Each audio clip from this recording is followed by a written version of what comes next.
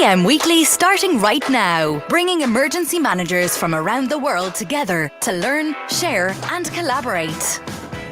Good morning, good afternoon, depending on where you are at. And I'm excited today. We have a awesome guest that's coming on. Young man who's working in his PhD, but we'll get into that in a minute. Trevor's going to be awesome. But let's bring Dan in. Hey, good morning. Hey, bud, how's it going? It's going well, man. How you doing? Today's a hat day, Dan.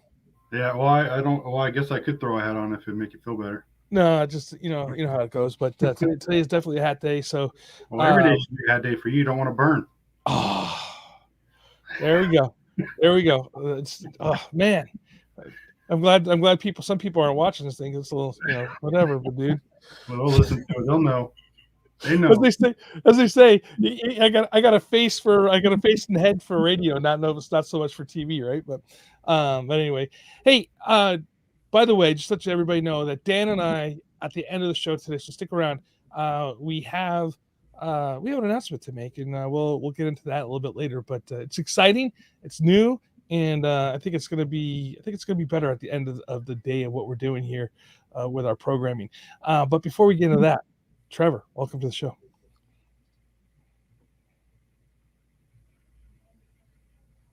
Thank you. There I am. Yeah, thanks. I'm happy to be here, man.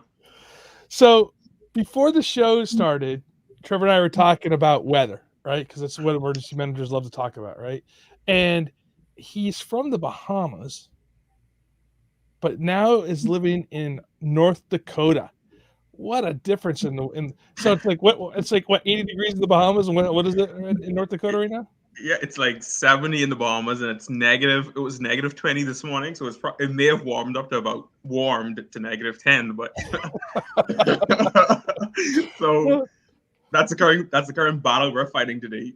There's a reason why I live in Orange County, California, and that's part of it too, right there. But we're not here to talk about weather. We're here to talk about realistic. Well, we are here to talk about weather a little bit, right? Mm-hmm. To be honest with you, we're so the Bahamas, the Caribbean islands in general. They've been hit hard over the last few years with some serious storms, and what are we'll get into it. Like, what are the islands doing to prepare for the next round? Well, the Bahamas, like you said, we're part of the Caribbean, the wider Caribbean region, and we would have been impacted. The Caribbean in general would have been impacted by numerous devastating events, and I think the most devastating one, of course, would have been Hurricane Dorian in 2019 that impacted the Bahamas. But we have a history. We have a very intimate history with hurricanes in that region. And as time progresses, as we experience these impacts, we're learning, we're trying our best to adapt and where possible mitigate. We have, I think we probably have a Caribbean Disaster Emergency Management Agency that would have been established, I think, well over 2 decades ago in response to, this current context that we face. National ministries and departments have been established well throughout the entire Caribbean region, especially post-international decade of disaster risk reduction in the 1990s. But particularly in the Bahamas, after Hurricane Dorian, the government would have established an entire ministry with responsible for disaster management. I think that ministry would have been absorbed into the office of the Prime Minister under this current administration, but we still have well-established the Disaster Reconstruction Authority, which would have just came about post-Hurricane Dorian. So we're trying our best to learn and adapt. But of course, the Caribbean, our physical geography itself, our location, our low-lying, our vulnerabilities make us very exposed. This is further coupled by the fact that, we're very vulnerable economically as well. Most of the countries in our region are heavily dependent on tourism. And we would have seen how the pandemic would have impacted that low capacity, human technical capacity. So we're often dependent on international agencies to support us in most of our endeavors. But this is just the reality of small island developing states across the region. So with that being said, yes, you have you have the islands being dependent on tourism. There's not a lot of commerce specifically on the islands, which means that things have to be shipped in, right? For supply chain wise, you're not having any like natural factories and stuff like this on the islands, like creating products. No, on a daily basis, more than 90% of what I eat in the Bahamas is imported from the United States. And the same can be said for most countries like St. Kitts and Nevis, a lot of other Caribbean countries. The same for us. We depend heavily on imports. So when a storm does hit, then supply chains are gone, right? At this point. Yeah, we have significant supply chain issues after an event, obviously because of those reasons.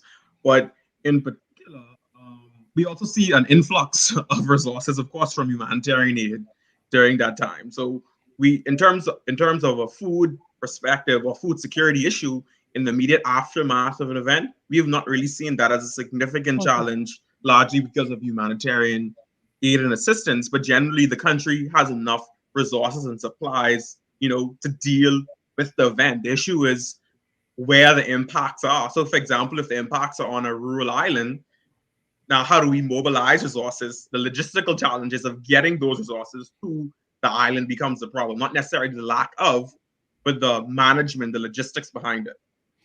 Yeah, that's kind of where I wanted to get into a little bit too on the logistics side of it, because obviously, here, in the continental United States, we could drive trucks to a disaster zone, where where in the islands you're asking for boats to come. Which, I mean, how long on a boat does it take to get, say, from Miami or from Florida to the Bahamas? From Fort Lauderdale probably to Grand Bahama. I'm talking about a crew. Maybe it could probably take someone 6 or 7 hours. Okay. We're relatively close. We're relatively close to one another. But when you're talking about immediate response, immediately after the event, sometimes it's very difficult to get resources because the weather may not necessarily be conducive for it to get resources from one island to the next. But in events like that, especially after Hurricane Dorian, the U.S. Coast Guard really helped us in terms of getting those immediate supplies to Abaco Island post Hurricane Dorian, as well as to get like immediate food resources to that island. The Coast Guard would have assisted with that. Well, that's great, Dan. You touched on an area that I'd like to circle back to, and you said you had your emergency management agency in place for approximately 20 years, and there's absolutely no way you can get out of the way of a hurricane. You can't prevent that from happening, right? But you said there's a lot of concentration on mitigation. Let's talk about what steps that have been taken that help mitigate and help you back up and running quicker. So what kind of things do you guys do to make that a reality? I think I won't just focus on mitigation, but I'll just focus on the grand scheme of things that we've been doing. From an institutional perspective, we have tried our best to develop institutions to deal with disaster management, whether it be from a preparedness and response aspect. We have the National Emergency Management Agency, and in terms of recovery and reconstruction, we have the Disaster Reconstruction Authority.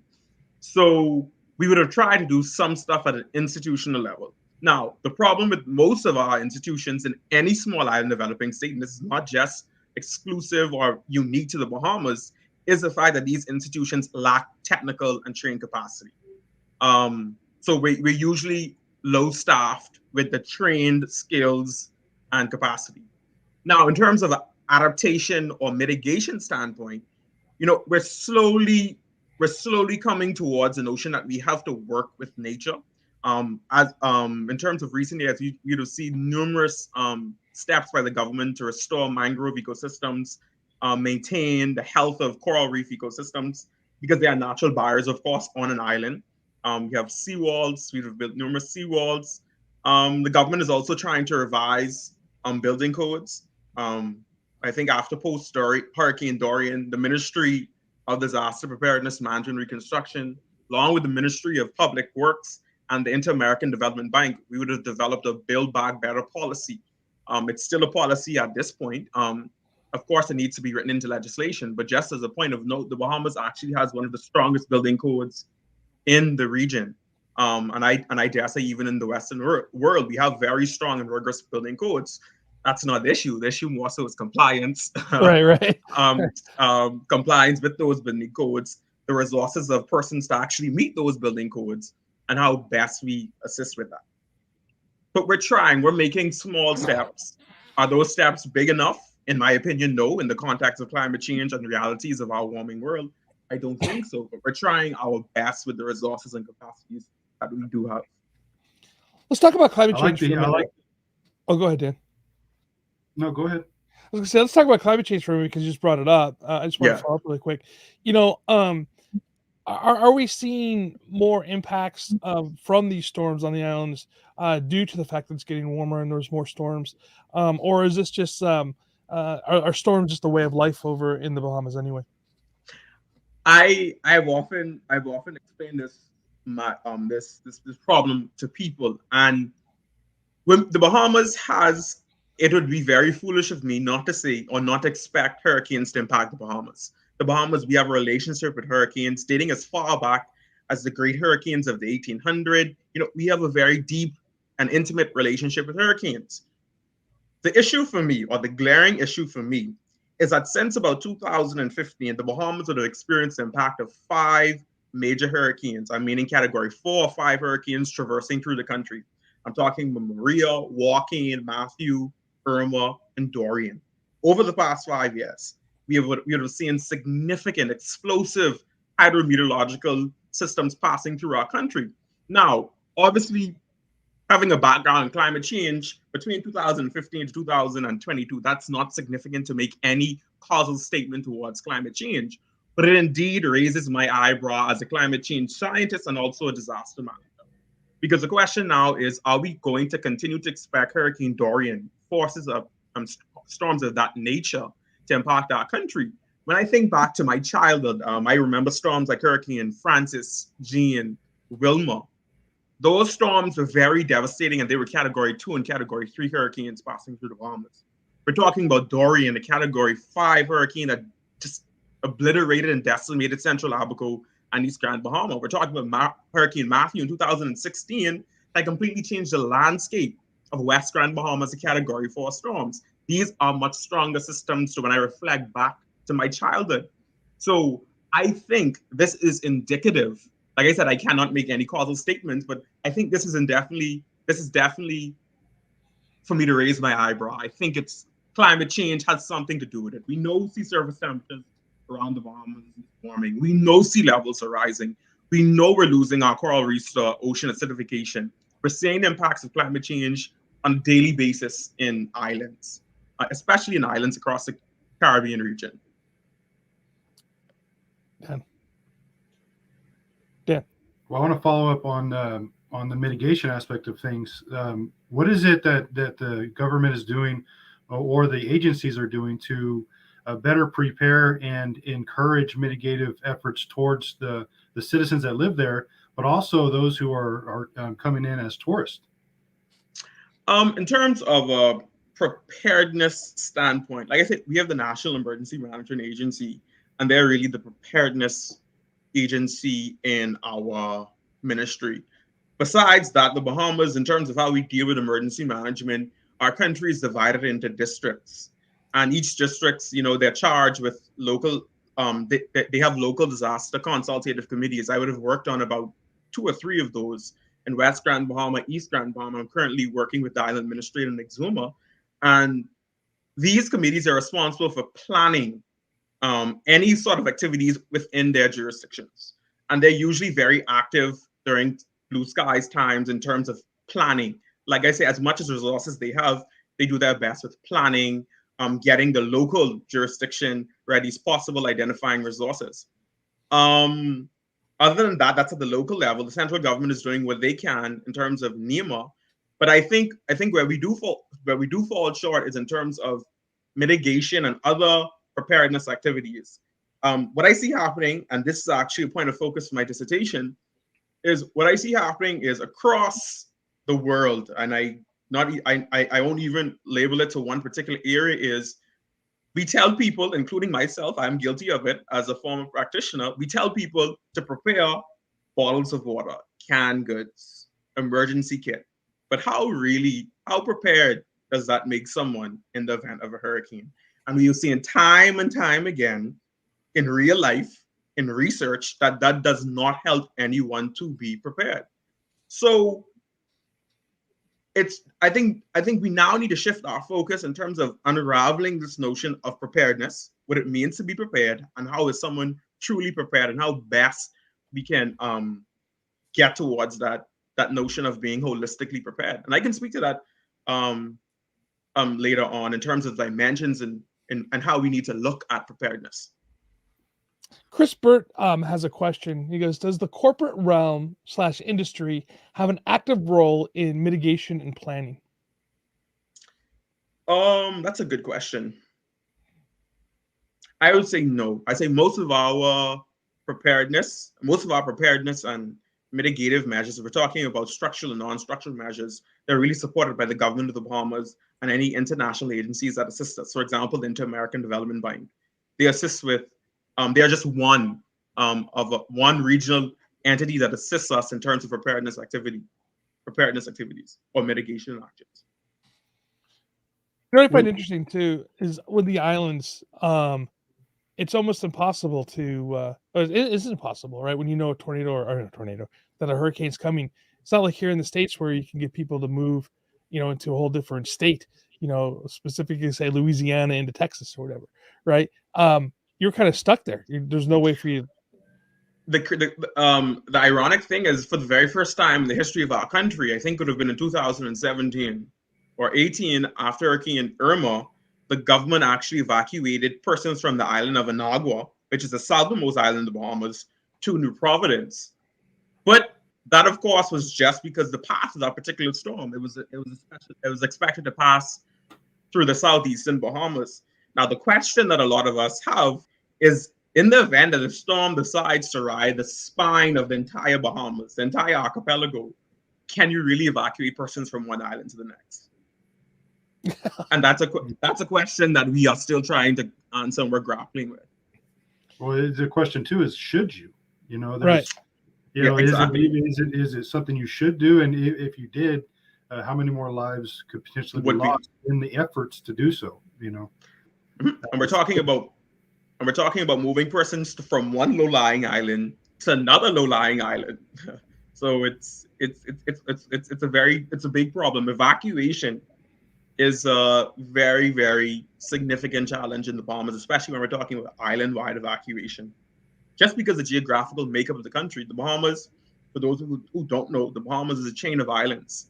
We're an archipelago comprised of over 700 islands and keys, and about 17 to 19 of those islands are inhabited.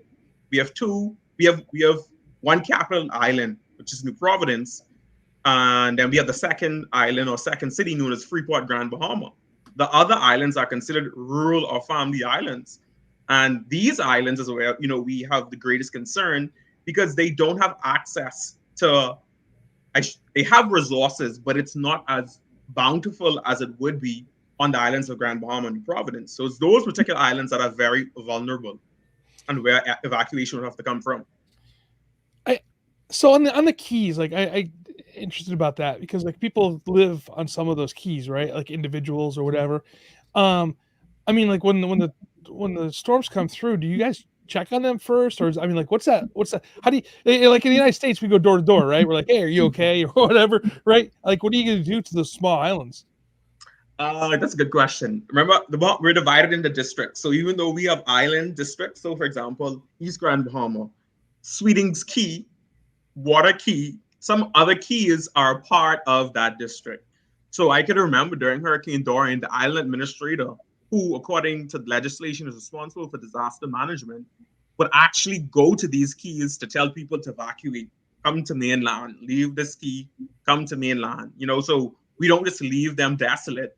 The way our country is divided, we still find a way to incorporate them into planning, and even when it's time for evacuation. So they do their part in terms of evacuating the keys, if persons decide to leave. Right.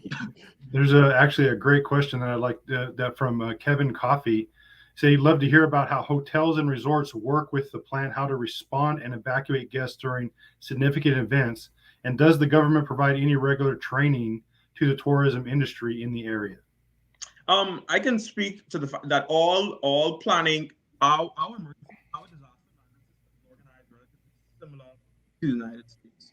We have various emergency support functions. The Ministry of Tourism makes up an emergency support function. They play an active role in planning. For example, I sit on the Grand Bahama Disaster Consultative Committee. We have tourism partners and stakeholders there. The same can be said for the National Planning Committee. So tourism is involved in it. Tourism is the bread and butter of the Bahamian economy. So I can bet my bottom dollar that they will be involved as best as our resources are available in planning, response, and the likes, and ensuring safety of tourists. We consider tourism very important in our country, and we consider them a major stakeholder. So therefore, we're going to engage them as much as possible. A LinkedIn user, no name on there, says, can you comment on your experience with plastic bottle pollution accumulation after Dorian? I can't speak to that definitively in terms of plastic pollution post Hurricane Dorian, but I think it would have been in 2016 or 17, the Bahamas actually banned plastics. We have a ban for plastic products. You can't even find them in the grocery store now. I think it would have been in 2016. We would have an environmental legislation that completely rids the country now of plastic. So if any tourist comes to the Bahamas now, you'd probably see much significant use of paper products for straws, cups, plates. Yeah. But in terms of pollution post Hurricane Dorian, I'm not certain. That's a good question, though. It's pure curiosity, but I'd like to actually bring the conversation back to you are heavily operated or dependent on tourism, and how has the COVID pandemic affected the way you've done things as far as the limiting of the travel and limiting of people being able to come and actually visit the islands, but also the continuity aspects of the government? COVID-19 posed significant financial challenges to tourism in the Bahamas. There was months when we did not have any tourists come to our shores. Now, the issue of any small island developing state in terms of diversifying economies is the fragility of our environment. Because now there's this whole buzz of we need to start exploring and digging for oil. And the environmentalists in the country, they're literally going crazy. Because when you're talking about that, you're talking about harming our natural environment. And then to our natural environment is highly linked to tourism. So when you look at this conundrum from all of these perspectives, we like to talk about diversifying economies, but I always ask, how realistic is that, considering our context, an island with a very fragile ecosystem and with limited resources? I think we have aragonite, and it's not that plentiful in terms of a resource to export, or is it even that valuable at this current time? So COVID-19, I think it just made us more vulnerable economically. Are we looking at means to try? Is the government trying to look and find means to diversify our economy? I most definitely think that they're aggressively going to look at that. But realistically, how possible is it? You have a country that was built on a tourism service industry from the 1950s. It's just, how realistic is it? It sounds good to say that we're looking to diversify our economy, but I'm driven by realism and being realistic. Like, how realistic is it? Yeah, no kidding. I mean, it's definitely hard, especially, because if you think about, even if you added agriculture or large scale agriculture, I mean, that's still going to have impact on the ecosystems as well. So that's not even a positive move forward as much as you'd think it would be compared to oil drilling. They both have very negative impacts on the ecology of the area. Yeah, we do agriculture on one of the islands in the Bahamas called Andros. It's actually the largest island in the Bahamas. We have an entire institute there, are centered around agriculture and marine resources, and they do some agriculture. But on a large scale, in terms of being an economic driver for the country, it's not there yet. Tourism is still there. It contributes to 50% of our gross domestic product, employs directly 50% of Bahamian people.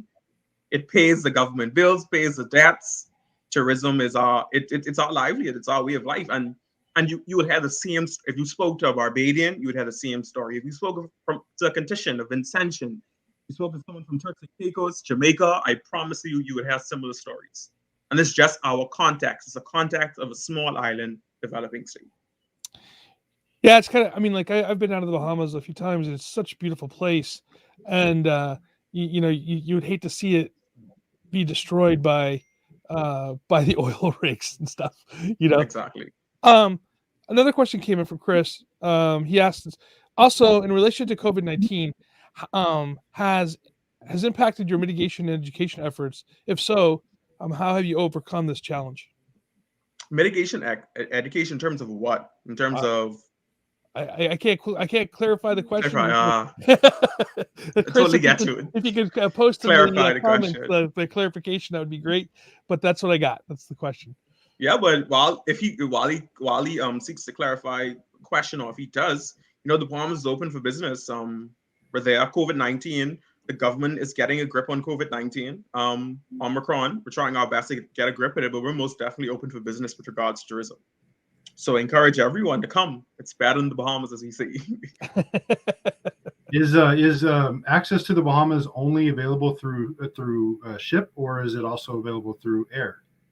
No, you can actually get through the Bahamas by ship and by air. You can get direct flights from South Florida, for sure. I know for certain to Grand Bahama Island and to New Providence. I know we have direct flights also to the island of Exuma.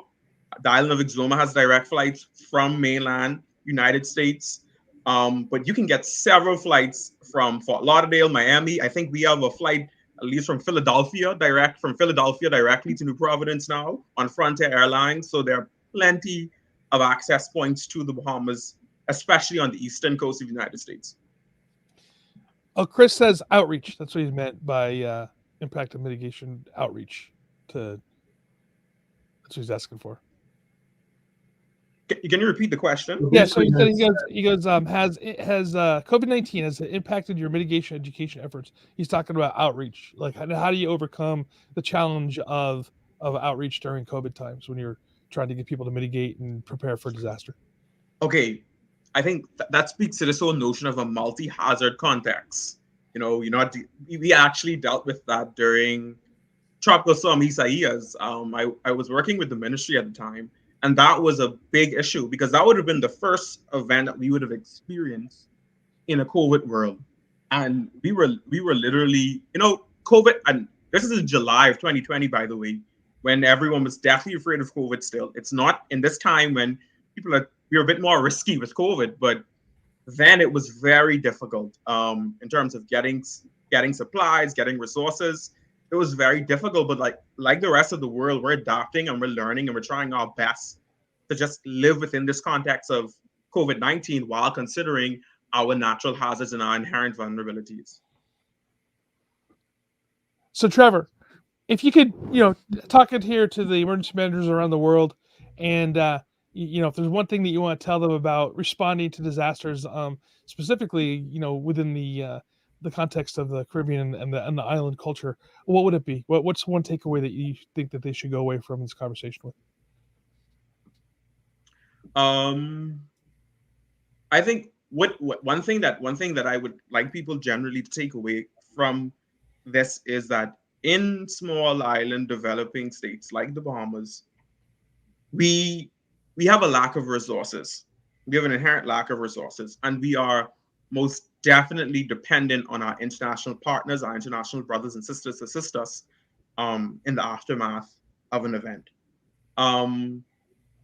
And most times when we see the responses that we see, is not necessarily because the country doesn't care, government doesn't care, or there's no preparation, but it's just a matter of reality.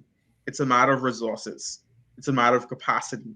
And that's one of the reasons why I would have decided to do my PhD in disaster management at North Dakota State University for that fundamental reason, because I believe that in order for us to begin to make any progressive change as a region, we need to build capacity. When we build hospitals, we put doctors in them. When we build schools, we put teachers to work in them. When we build banks, we want accountants. So when we establish departments and ministries of emergency management across the region, we need to put emergency managers, and we need to build that capacity. And that's one of my goals in terms of being a scholar of this field to try to build capacity through my region, because I believe that's our fundamental issue. Yes, we're low-lying. Yes, we're a chain of islands. We know emergency management has potential. If we prepare for, mitigate against, respond to, and recover from, there's potential in this notion of emergency management. But if we don't have the actors to do the business of emergency management, or we don't have the potential in the distributed function, then it's purposeless. So I believe we need to build capacity. And that's one of my main goals in terms as a professional, as a future scholar, as an academic, is to really and truly build capacity that's going to be applicable to my context. Another thing I tend to see happening a lot too is we tend to take models from one country and impose them into our country. For example, we take the system or the approach. Like I tell you, the country is divided into emergency support functions, just like the United States.